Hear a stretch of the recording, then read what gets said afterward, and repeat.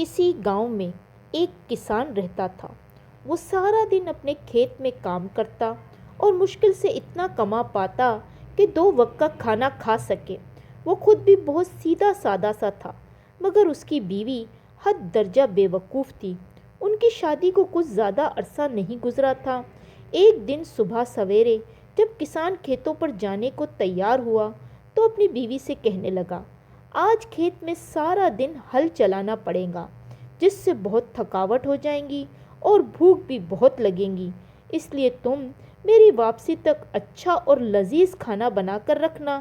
گھر کے اندرونی حصے میں پانی کا ایک ڈرم ہے جو میں پچھلے ہی سال خرید کر لایا تھا۔ یہ کہہ کر وہ اپنے کام پر چلا گیا۔ جب کسان کی واپسی کا وقت قریب آیا تو بیوی نے کھانا تیار کرنا شروع کیا۔ اپنے شوہر کو خوش کرنے کے لیے اس نے گوشت کا ایک ٹکڑا لیا اور اسے آگ پر بھوننا شروع کیا۔ جب وہ پکنے کے قریب ہوا تو اس کو خوشبو آنے لگی۔ اس نے سوچا کہ کھانا تو بس چند لمحوں میں تیار ہے، اب میں کوٹڑی میں جاؤں اور وہاں سے پانی کے ڈرم سے ایک جگ پانی لے آؤں۔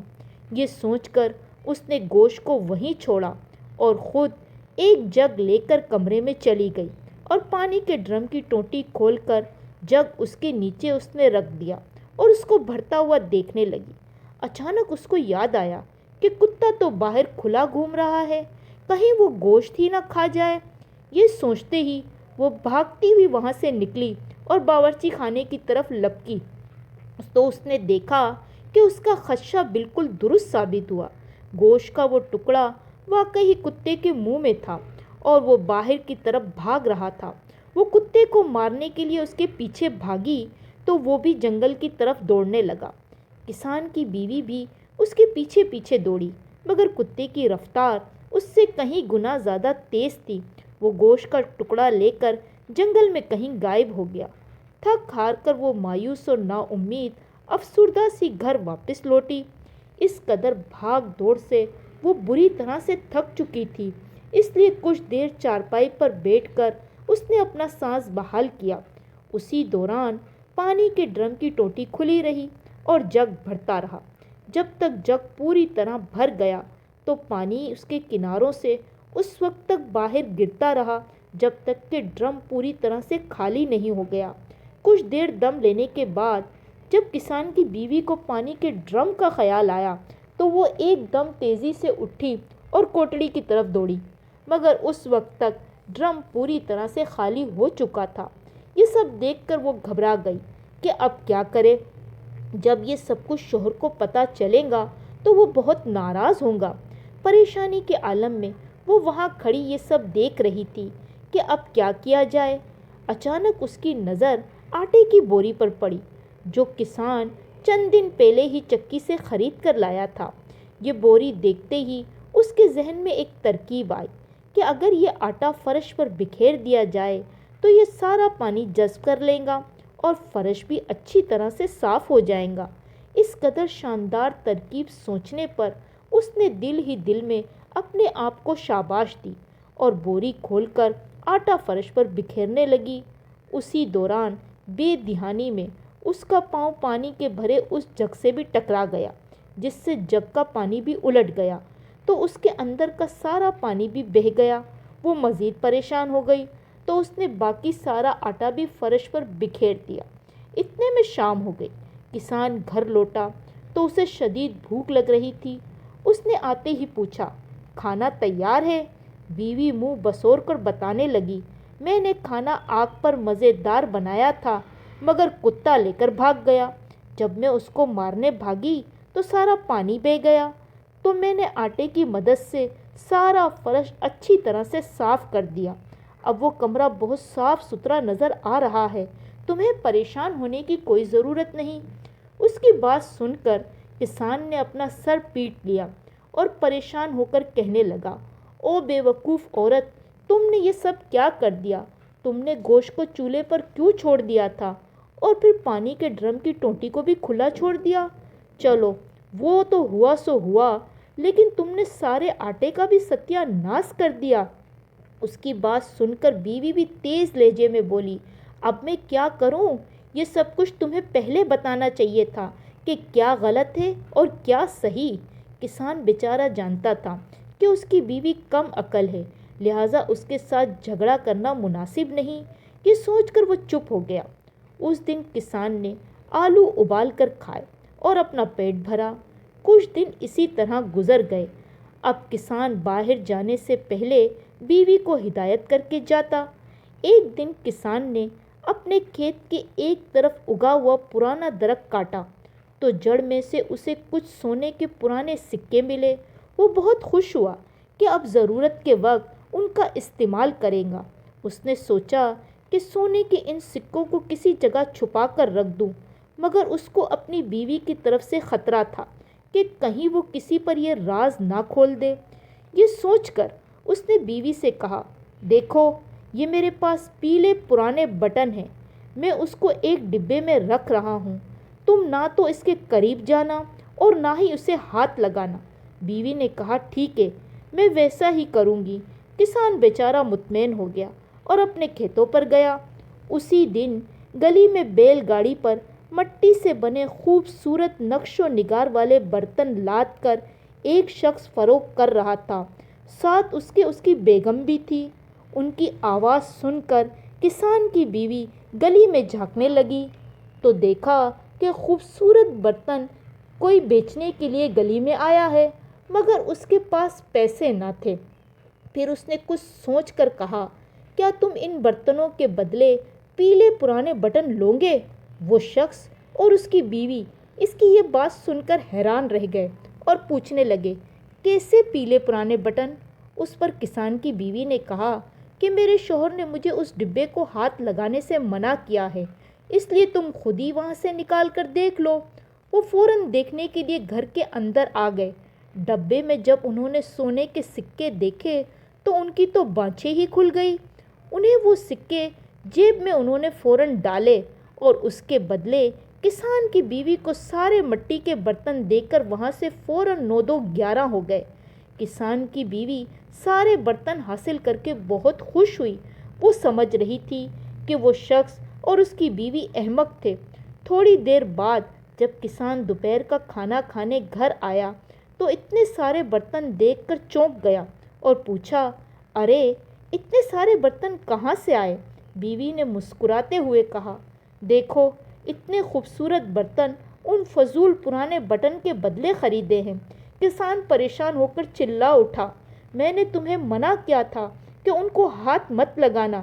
بیوی نے کہا، میں نے تمہاری پوری بات مانی ہے، اس پرانے بٹن کو میں نے ہاتھ نہیں لگایا۔ پھیری والے کو کہا، اس نے وہاں سے لے لیے، تم بلا وجہ مجھ پر غصہ کر رہے ہو۔ کسان نے غصے میں اپنے بال نوچنا شروع کر دیے، کہا، احمق عورت، وہ سارے بٹن سونے کے سکے تھے۔ بیوی نے کہا، قصور تو تمہارا ہے، تمہیں پہلے بتانا چاہیے تھا۔ بیوی نے کہا، وہ زیادہ دور نہیں گئے ہوں گے، ہم ان کے پیچھے جا سکتے ہیں، ہم ان کا پیچھا کر کے ان کو پکڑ سکتے ہیں، آؤ ان کے پیچھے چلتے ہیں۔ بیوی کی بات سن کر کسان بھی سوچنے لگا، ہاں ہم کوشش تو کر ہی سکتے ہیں۔ بیوی نے ایک ٹوکری میں لڈو لے لیے اور کسان سے کہا، انہیں ہم ساتھ لے لیے اور راستے میں بھوک لگنے پر ہم اسے کھائیں گے۔ وہ دونوں گھر سے نکل کر اس طرف چل پڑے جس طرف وہ بیل گاڑی والا گیا تھا۔ وہ راستہ جنگل کی طرف جاتا تھا۔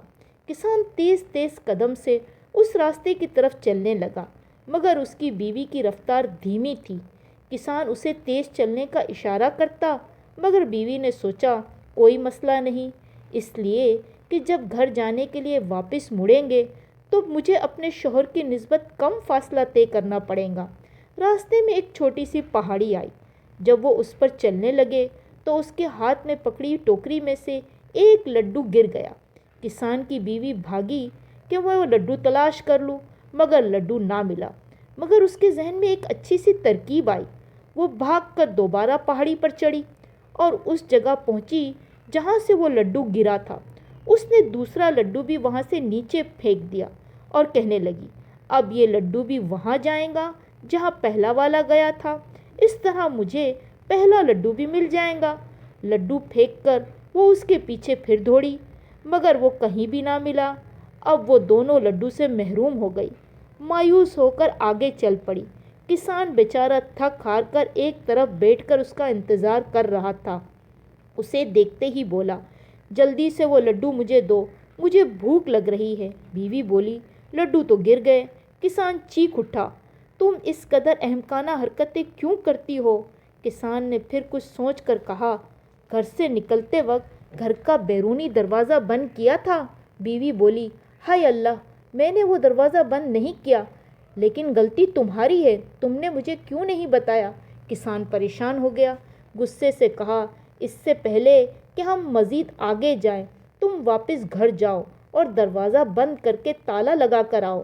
وہاں جانے کے بعد کچھ کھانے کا بھی لے آنا۔ وہ فوراً گھر کی طرف بھاگی۔ اس نے ویسے ہی کیا جیسے کسان نے کہا تھا۔ کھانے کے لیے اس نے بادام کی ایک تھیلی اٹھائی، اس کے بعد گھر کے بیرونی دروازے کو تالا لگایا اور واپس چل پڑی۔ ابھی 2 قدم ہی اٹھائے تھے کہ سوچا، شاید شوہر کو اس بات پر اعتبار نہ آئے کہ میں نے گھر کا تالا لگایا ہے، اس لیے مجھے ثبوت اپنے ساتھ لے جانا چاہیے۔ یہ سوچ کر اس نے زور لگا کر پورا دروازہ ہی اکھاڑ کر اپنے سر پر اٹھا لیا اور خوشی خوشی واپس شوہر کی طرف لوٹی۔ وہاں پہنچتے ہی کسان نے جب اس کے سر پر دروازہ دیکھا تو حیران رہ گیا۔ پوچھا، اب یہ سب کیا ہے؟ بیوی چہک کر بولی، تم مجھے بیوقوف سمجھتے ہو؟ مجھے یقین تھا کہ تم میری بات پر یقین نہیں کرو گے، اس لیے میں نے دروازہ اپنے ساتھ لے لیا۔ اب خود دیکھ لو میں نے تالا لگایا ہے یا نہیں۔ کسان لال پیلا ہو کر بولا، ارے بے وقوف، اب تو کوئی بھی گھر میں گھس جائے گا۔ بیوی بولی، دروازہ تو میرے پاس ہے، گھر میں کوئی کیسے داخل ہو سکتا ہے؟ کسان نے بحث سے جان چھڑاتے ہوئے کہا، یہ دروازہ تم لائی ہو اس لیے تم ہی اٹھاؤں گی، اور آگے چلنے لگا۔ چور تو ابھی تک انہیں نہ ملا تھا اور رات کا اندھیرا بھی چھانے لگا۔ آخر تاریکی زیادہ دیکھ کر وہ دونوں ایک برگد کے درخت کے پاس بیٹھ گئے۔ وہاں کسان کو باتوں کی آواز آئی، کیسی بے وقوف عورت تھی، سونوں کے سکے کے بدلے مٹی کے برتن خرید لیے۔ کسان سمجھ گیا یہ وہی لوگ ہیں۔ اس نے درخت سے کچھ پھل اتارے اور ان پر پھینکنا شروع کر دیے۔ وہ گھبرا کر اٹھ کھڑے ہوئے۔ پھر کسان نے بیوی سے بادام کی تھیلی لے کر ان پر بادام پھینکنے شروع کیے۔ بیوی کافی دیر سے دروازہ پکڑ کر کھڑی تھی۔